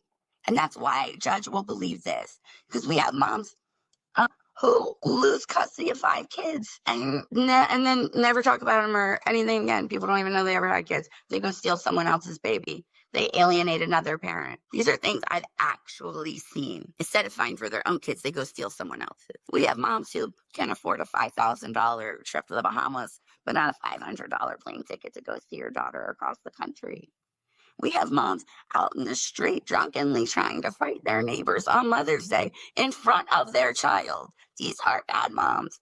And the reason that the judge believed it is because bad moms do exist. I hate it. A bad mom is a lady at the bar. I saw this and it was hard. It was hard because I saw this early on when this was going on. We went up to, it was after I moved in here, and we went up to a place called Tango. It's not far from our house. One night for some links. And there was a woman there that I went to high school with. She remembered me. I remembered her. I remember a lot of faces. So much trauma has happened that my memory isn't great, honestly, and I'm working on that as best I can and heal myself. But I remember her. And she had just gotten done telling me how she was about to go. She walked in with one of her other friends and just told me how she was about to go to some hotel and be a hoe for the rest of the night with whoever else, whoever she was with. They just walked in. And she gets a phone call. And, I was like, oh, okay, whatever. I'm not judging. Girl, your body, I mean, not your body, your choice. Your life, your choice. I hadn't seen her since high school. I don't know anything about her. I'm sitting at that table and she gets a phone call from one of her babies. You could hear another baby crying in the background. This child is begging for her mother. Why you're not going to come see us? Why don't you come? Please come, crying. You hear it.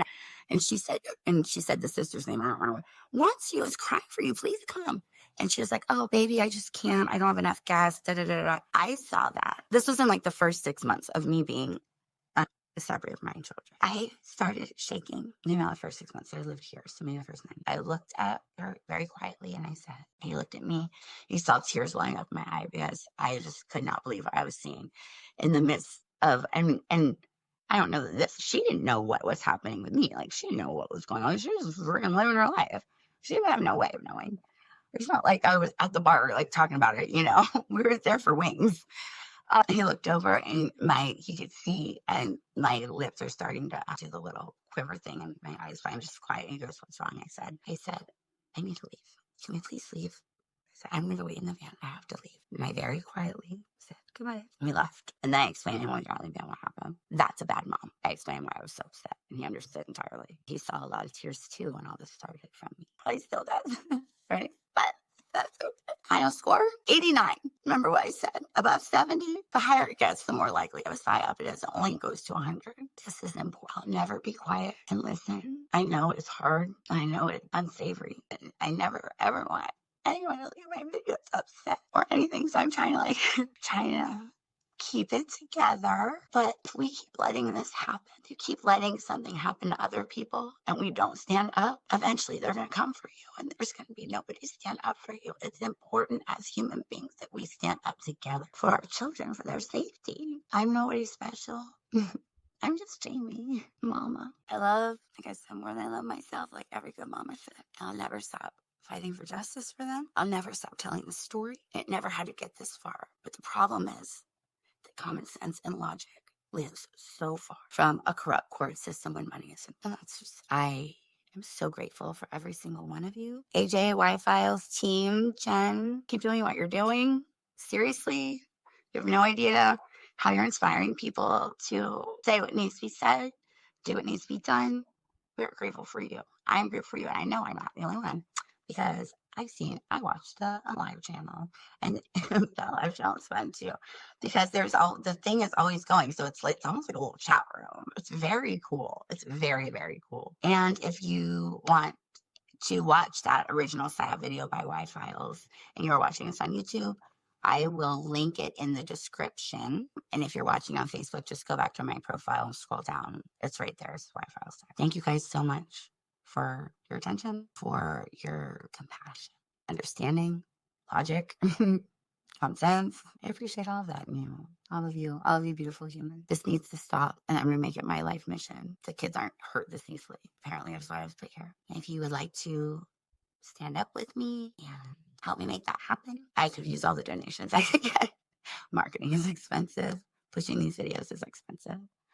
Like I said, you can donate to Cash App to Mona's Vlogs, and for PayPal, it is acourthousekidnapping@gmail.com. Everyone stay grateful, stay strong, shoulders back, fight this year's back on track. Tomorrow's a new day, but I keep fighting. I'm so grateful for all of you. Please subscribe if you're watching this on YouTube, and follow if you're watching it on Facebook.